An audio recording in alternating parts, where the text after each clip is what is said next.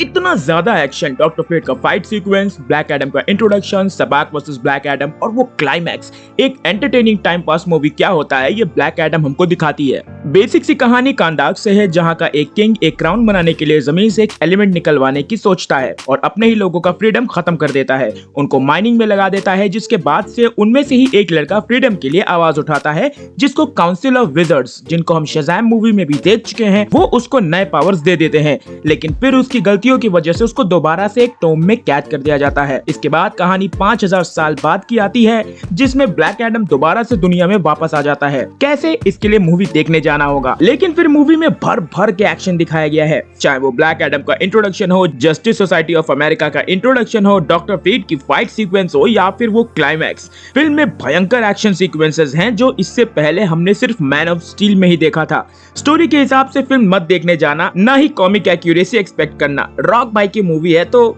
नहीं ही होती।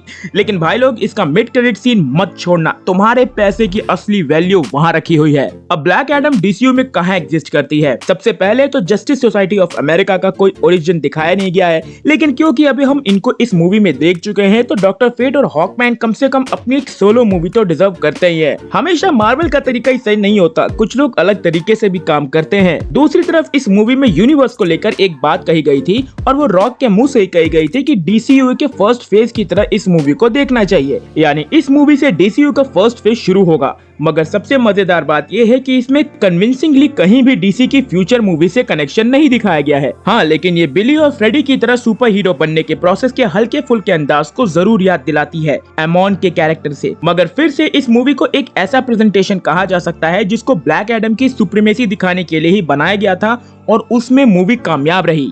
आखिरी सवाल ये है कि एक बेसिक स्टोरी होने के बाद भी इसमें फ्यूचर मूवीज के बारे में कोई हिंट क्यों नहीं दिया गया? तो देखो यार, ये तब बन रही थी जब डेविड ज़ैस्लव का वार्नर ब्रदर्स में एंट्री नहीं हुई थी। उनकी एंट्री के बाद से Aquaman and the Lost Kingdom, Shazam and the Fury of Gods और ब्लू बीटल में भारी चेंजेस कराए गए हैं। तो हाँ, इसके इवेंट्स के आफ्टर इफेक्ट्स आपको उन फिल्मों में जरूर दिखेंगे।